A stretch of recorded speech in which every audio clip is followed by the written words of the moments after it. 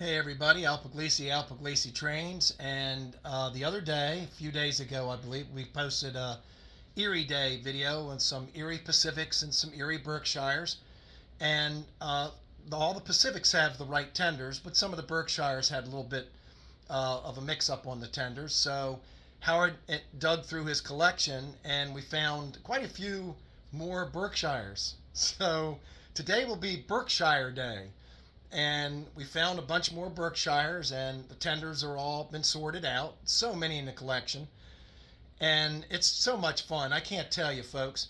And there's another 50 downstairs, but those have DCC and sound, and they're not for sale. 50 downstairs out are all Erie. Yes, they're all Erie too, and they've got DCC and sound, and they're not for sale. All of these are DC, custom painted by Howard Zane. Gone through all the tenders and everything, so let's say hello to Howard. Howard, how you doing? Yeah, Ulysses crabs and exacerbation. I'm fine. Yeah, I didn't say the M word. right. The greatest quotes. To folks, chime in if you want bumper stickers made. No. With no great Howard Zane quotes. It's my upbringing in North Jersey back in the 40s and 50s. Everybody talked like this. I love it, but it's Berkshire Day today. Because it's easy to mix up some tenders, and I had a customer that said, "Hey, wait a minute, some of these tenders are kind of mixed up, and all the Pacifics have the right tenders." But tell us about tenders. Erie grab. Well, it's a lot of railroads besides the Erie. When the locomotive was in the shop, the name of the game was expediency. Get the damn thing out in the line as soon as possible so it makes money. If they can't find the right tender, or the right tender with the same number had a problem like a leak, they put another tender on it. That's simple. Right. And I hung around the shops at Port Jervis. I've been at shops at Suffern and at Communicopol in my early days when I was really learning to be a rail fan. Mm-hmm. And plus, I had an adopted uncle that ran steam on the area. Yes. Well, I did see this happen, so Yes. it's not a big deal. However, we have matched these up the best we can. Yes, and there's so many, and so that little mix-up, and thanks for pointing that out. And this one here was on the video the other night. This one's a rare. This one is imported by Fuji and made by Fuji. It has extra detail. It's, on here, the piping is more. This was imported, not by PFM. I think it was brought in by Fuji or possibly somebody else. I don't remember, but it goes back to the 60s. I say this was 1967. Right. And the other day we showed this one. It was $7.95, and it had the wrong tender on it. Well, it's got the matching tender on it now. We found it. As a matter of fact, look at all these other Berks we're going to go over. So there's a lot. They made this day. Burke made this. Burke madness. There's so many tenders. The fellow said, "Why don't we look through and see if the tenders got mixed up?" Now, also on the Erie Berks, there were S1, S2, S3, and S4. Uh-huh. Now, the Fujiyama Berks, the PFM did, are S4s. The S3 was done by Custom Brass, and also Custom Brass did an S2. S1s were done by, I believe, Oriental. Or Oriental, I think the way Custom Brass did, hell. Don't get old, folks. It really sucks you. That's okay. you got... There's a Custom Brass did an S1 and an S2. Right. The S3 was done by Oriental, and it came factory painted with no decals. You have an S1 here, don't you? I have an S1, I have an S2, and I have an S3. And Erie, today in this group, is one of these an S? We'll find it when we look at it. We're fine. There's so many folks. And again, now that we had Tender Madness taken care of and Berkshire Madness, let me pause the video. This one is $7.95, and found the correct. That's quite rare. I think that price is way too low, but we'll let it go because I don't play with these things anymore. I'm right. Too old to play with them. And it's DCC and sound, and all of these were custom painted by Howard and have his signature coal loads, which is real coal. On the tender deck. On the tender deck, and spilled some of them. And I'm going to pause this and show you some of the other Berks. Again, these are all DC, not DCC and sound, but DC. Yeah. So let's... All right, this is an S4, Howard. This was one of the factory painted ones that somebody put decals on. The decaling is okay, but this was never... The silver smoke box never won. We talked about this yesterday. Right. Yeah. But when these came through, this also was 67 or 66, somewhere in that mid-60s. Came through black paint and a silver smoke box of it, no decaling. So this was the only one you did not I custom had paint. nothing to do with it. Right. This one's a factory paint, and it's $5.95. eBay purchase. This one. Yeah. All right. Well, let's look at all the others. No, we have the one over there. Let me pause this. All right, and this is another $33.89, but this one. Now, Howard, did you custom paint this one? Yes, I did. Yeah, you can see that the The only one I did not paint was the factory painted one. right, the one we just showed you with the silver smoke box. But this one's number $33.89 also. And Now, on the headlight lens, there are ways. I ran out of MV lenses. What's happened? The custom car guys, I got all the lenses.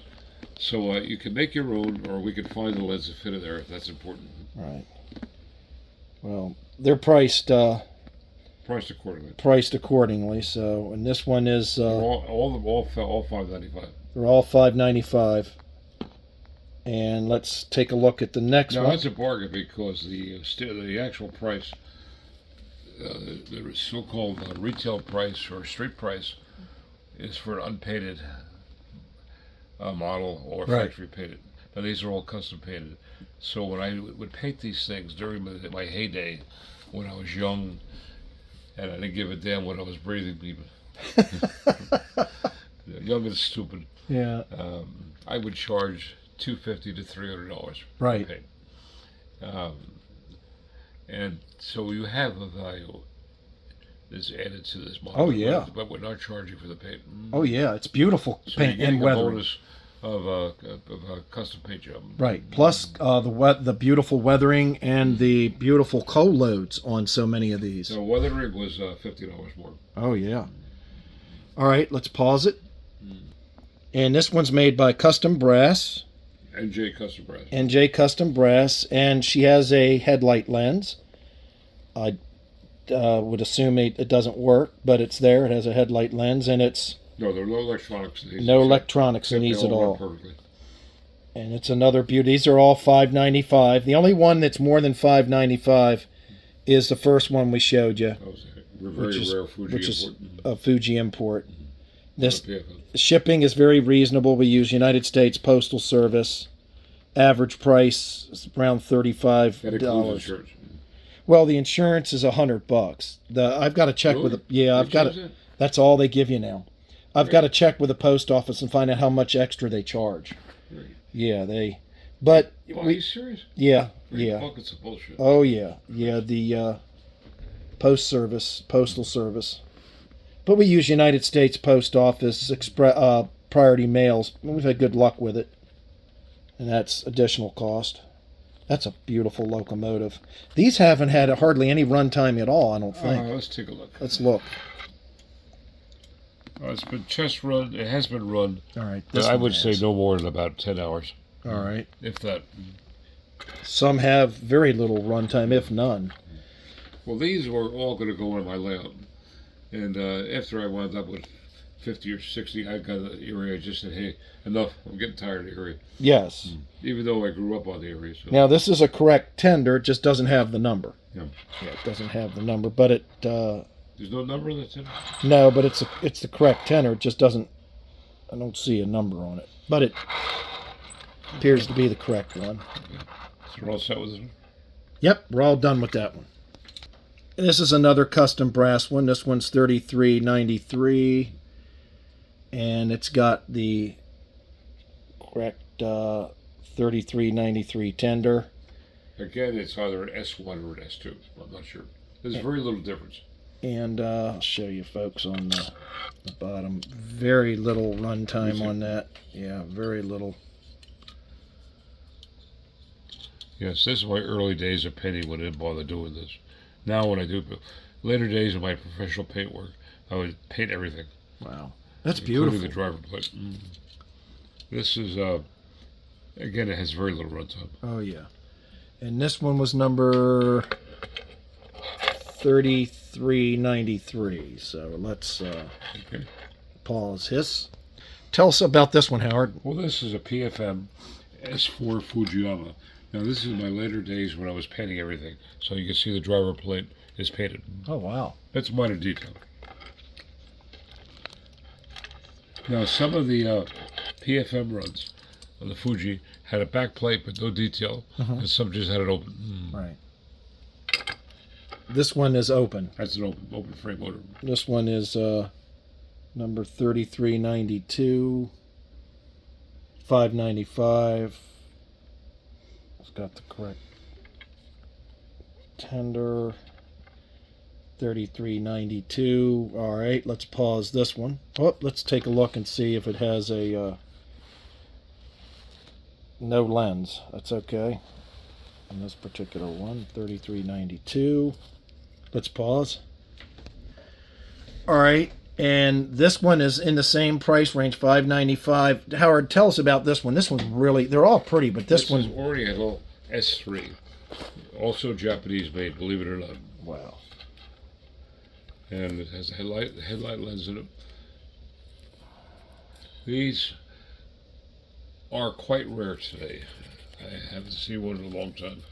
The ones that are plentiful would be the PFM Fujis.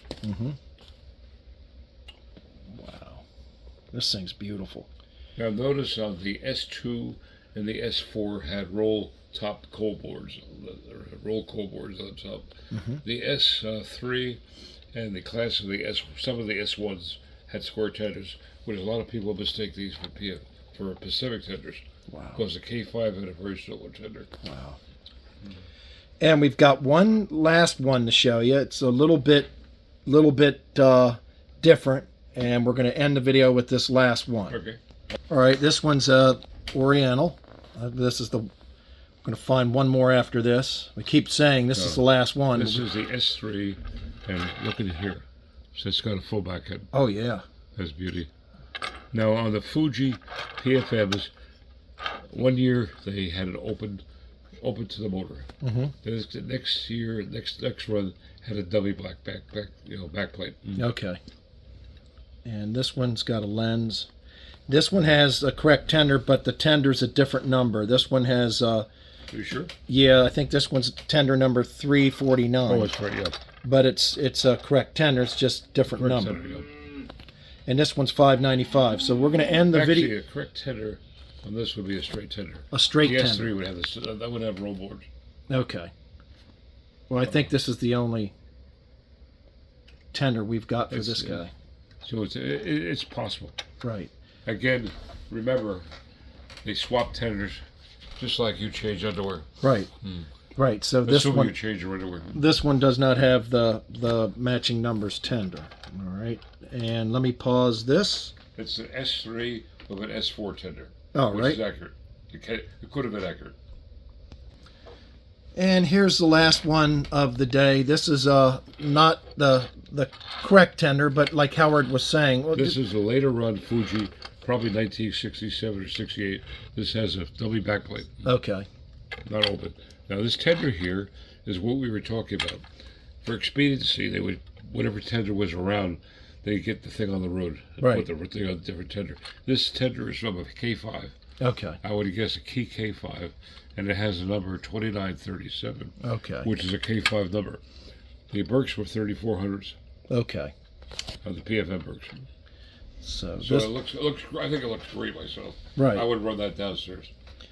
And that's I like things not exactly of the ordinary.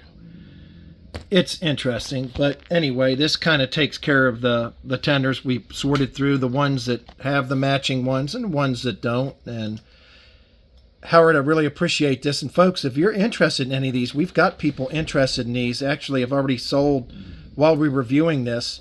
I just got a text, and we just actually sold one, number 3389. That's gone. Yeah, one point I should bring up that all these have the late Herald. Okay. Now the Herald before this had serif lettering and much smaller, and it looked like Roman style lettering. Oh, wow. Roman. This is the sans serif, and this was used up until the end of steam, which on the Erie ran steam on the I guess would be the through Englewood, New Jersey. It's probably the Spring Valley division. That ran up to 1953. Wow. And my Uncle Ike's division, that Erie ran steam up to 1950. Wow. Okay. And the Pacifics we showed yesterday all have the correct tenders. I checked them. Oh, yeah. They've all got the They correct all got tenders. correct tenders. Well, Howard, I appreciate your Erie education for us today. Now, And remember, I'm an old critter. I'm forgetting a lot of stuff, so you better start interviewing me as soon as possible, because I won't be able to talk pretty soon. right, and folks, we don't have a list, and that's because we do little batches at a time. And so, stay subscribed. Please subscribe to the channel, Or come and visit. Or- and you pick out the choo-choo right. of your come and visit. We're in Columbia, Maryland. You can contact us right outside of Baltimore BWI Airport. And we're going to be doing at least once a week, I would say. We're going to try and do another batch of brass. Well, we're pretty busy with structures now. We'll try though. Yeah, No we'll see. guarantee. And we'll keep it up. And this is called Talking About Brass Trains. So, Howard, hey, I really appreciate it. Thanks. Oh, you're quite welcome.